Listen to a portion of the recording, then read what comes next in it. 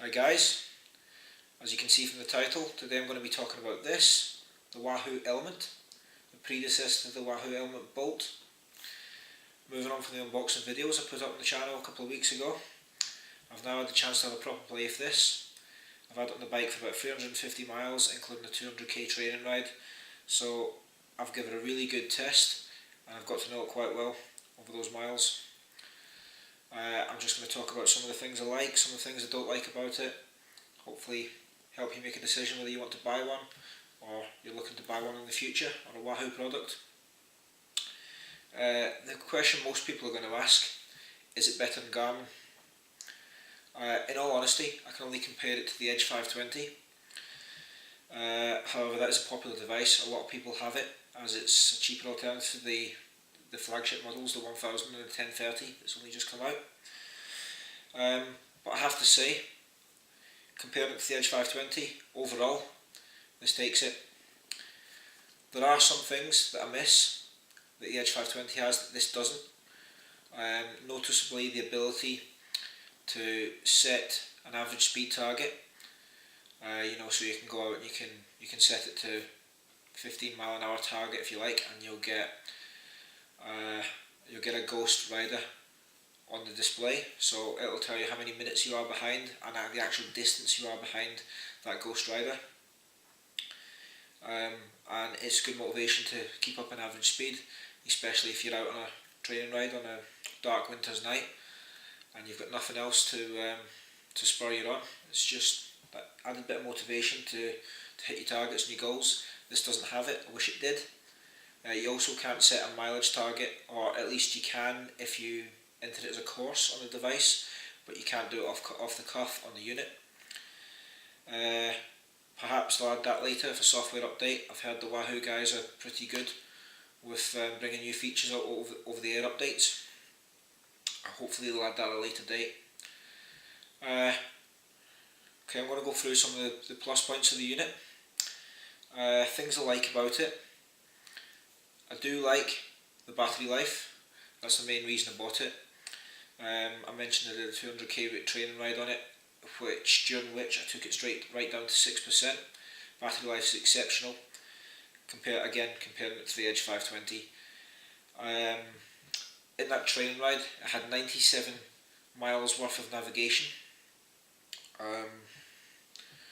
So we started out in the dark. I had the backlight on for about an hour.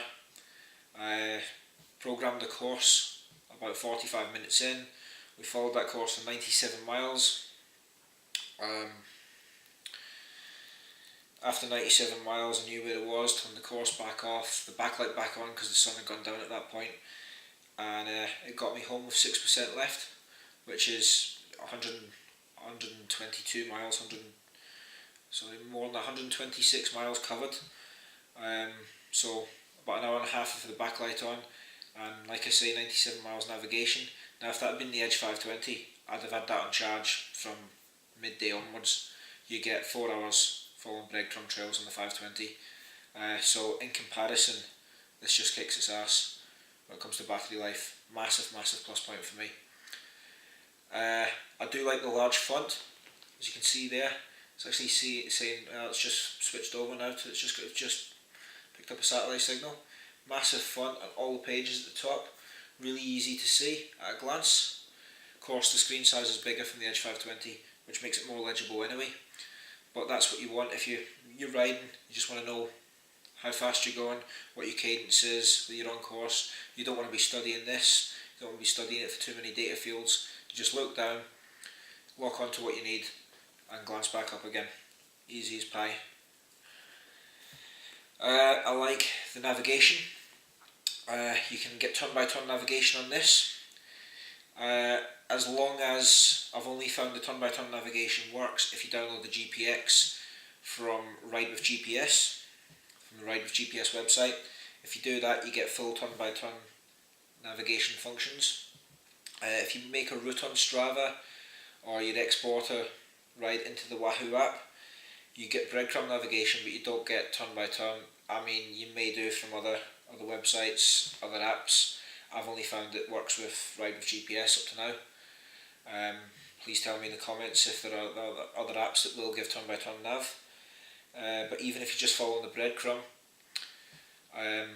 the display is more legible than the 520 because it's not colour, because it is a black and white device. I'll just flip this over to maps and show you. Because it is a black and white device, obviously you can't get the coloured breadcrumb trail that you would have on the Garmin.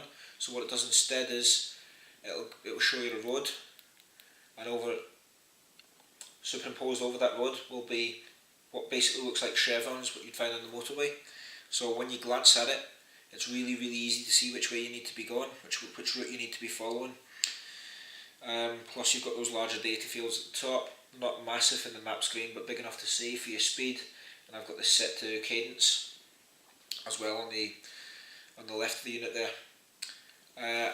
The navigation, much better than the Edge 520, especially given turn-by-turn functionality, which you can't get on the 520. Another feature which is pretty astounding, given the price of the unit, is it comes preloaded with base maps. I don't think it covers the entirety, but at least 80% of the world's base maps already preloaded on the unit. So you know, if you were to go to France, you've got the maps. That's, to be fair, given that given it comes free with the unit, that's quite amazing. With the Edge 520 you can get base maps, you have to load them on for your area. I've got North Wales and Merseyside on mine, and given the size of the 520 I actually find that's a negative point, because it's easier to follow breadcrumb navigation. Well, at least I find it easier to follow breadcrumb navigation when you're not on a map screen, because the map actually clutters the route and makes it harder to see, especially for the size of the display. While we're talking about navigation, the GPS pickup on this, faster than the Edge 520.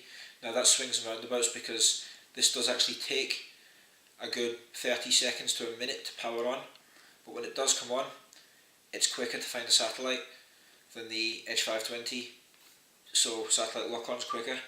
And also, if you configure the screen to show you satellite accuracy, or GPS signal accuracy if you like, that'll give you a figure of, I assume a figure of your fix on Earth to a certain amount of feet.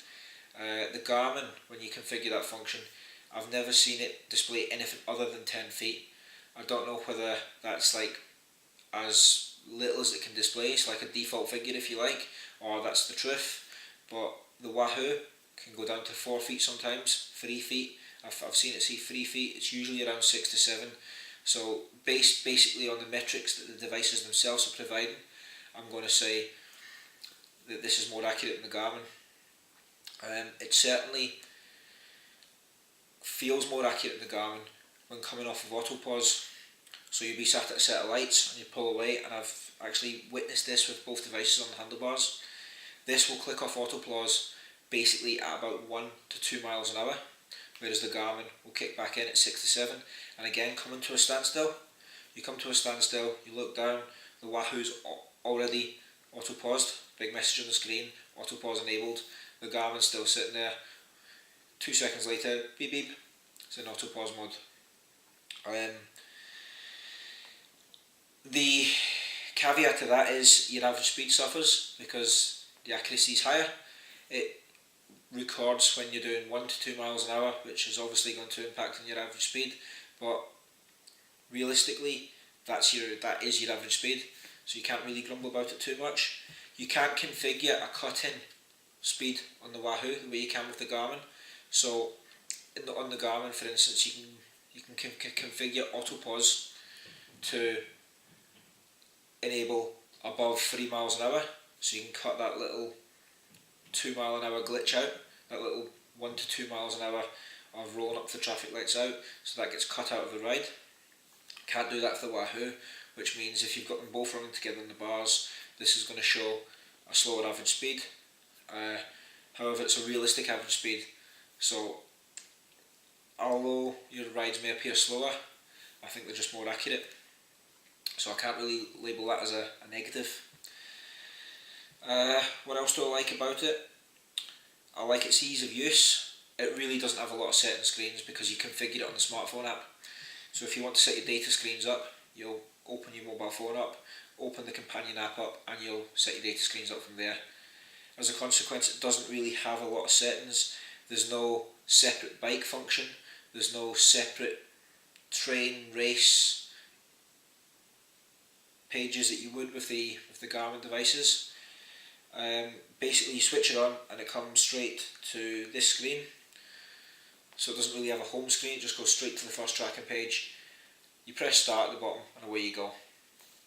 I also like the LEDs, however I find them to be a little bit of a gimmick. If you don't know what I'm talking about, it has LEDs up the left hand side of the screen which can be configured to show things like average speed, cadence, heart rate, power. It's cool in that you can see your average speed at all times on any pages, even if you haven't got your average speed enabled. It can show you, what it will do is it will show you the centre LED will light up and that will show you where your average speed is, and if the LEDs above it are blue, you're faster than your average speed, or if they're yellow below it, you're below your average speed. The top bar has blue LEDs running along the top. They go green and red also. They'll flash green when you first join a course, they'll flash red if you go off a course, which is quite good because it's quite eye-catching. And they'll also sweep left to right to tell you when to turn left or right when turn-by-turn navigation is working. Okay, we'll talk about the things I don't like about it now. First and foremost, aesthetics. It looks and feels a lot cheaper than the Edge 520, than the Garmin devices. It's not as well finished. That is a bit of a cheeky slight, if you like, because the device works perfectly well. However, even down to the quarter turn mount and the out front mount on the bike, it just feels cheaper and nastier than the Garmin series devices. But functionality isn't affected, so it's one of those, if that's important to you, it may be something to consider. These buttons on the bottom, I've not seen the bolts, so I don't know what they're like. I've seen it in pictures and they look more further apart, but on this, if you're wearing gloves, I wear winter cycling mitts, and it's very easy to hit the wrong button when you're trying to cycle through pages. I expect it to be a lot better with fingerless gloves come summertime. The zoom function, now that's a double-edged sword. If you watch this, there's sort of like a volume toggle switch, if you like, there on the edge of the unit, and it'll allow you to zoom in on your data pages so you can focus on the type of things on what you like, what you're trying to focus on, and cut out the stuff you don't. So if you've got on your main page here, you can have up to, I've got it configured for those data screens, and if you zoom in, it'll actually start to display only what's most important to you, but that's only from the top of the display. It's good in that you can, so for instance on this page here, I've got speed, I've got cadence underneath that and heart rate underneath that, so if I want to just focus on them, if I'm from a performance standpoint, I want to focus on those three metrics I can. However, the consequence of that is this is always bigger, this top metric's always bigger, therefore your bottom metrics are smaller, so if you're zooming out it's harder to see the other metrics.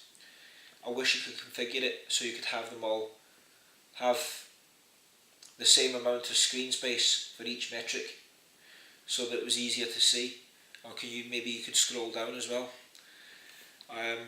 It's a small gripe, but if you've got anything towards the bottom of the screen, at least for me, it's a bit tricky to see. Issues and reliability. It's been completely flawless in every respect, apart from once, and it's a big if, it's a big but, apart from once during the 200k training ride I did. I got about 2/3 of the way out. I looked down, we were coming down a descent, and I looked down and the speed was saying NA, not applicable. It apparently lost the satellite signal, so the speed had gone to NA. The map was still there. However, the course that was on the map had completely disappeared, as if I wasn't following a course. We stopped for 5 minutes at the bottom of the road. I had the Garmin 520 on the handlebars just as a backup. I looked across at that. I still had a full satellite signal that was still working perfectly. The Wahoo had glitched out and was showing NA for speed, and it basically didn't know what way was up. It flickered back into life, thought we were okay, we moved away, lost it again. At that point I enabled the course on the 520 and we continued. 5 minutes later this got a grip of itself, the course came back on, the speed came back on, and it never dropped it again. I don't know whether that's a one-off, I don't know whether it's going to happen again. It certainly hasn't happened in the last 250 miles since then. It's happened once to me, and that once only. I'm prepared to let it go, but if it became a regular feature it really would push me back to Garmin.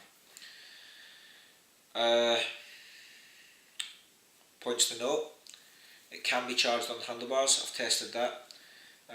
So basically, if you've got a power bank, you can ride as far as you like. Also, there is some oddities with the metrics on the device, especially the battery gauge. You'll notice this is on 73%. This morning it was fully charged, left the house with 100%. It seems to lose between 100 and 60%. It seems to lose, at least the speed I'm riding at with the backlight enabled, it seems to lose about 1% battery per mile. I did a test last week. I got 116 miles out of it, backlight enabled all the time, and 30 miles of that was following a course on turn-by-turn navigation, which is amazing.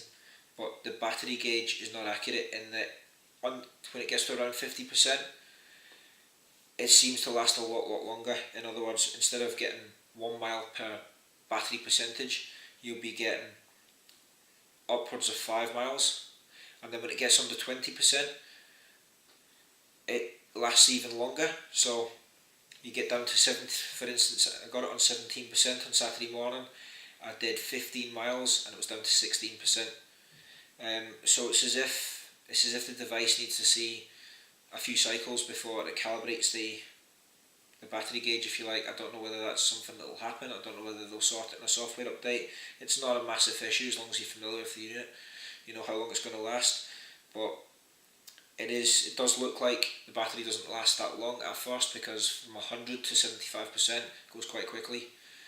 Slows down around 50% and pretty much seems to pause and stop at below 20. I did want to run it to completely zero, but it wasn't convenient today because I was going out after work on a bit of a training ride. And the other oddity is the temperature gauge.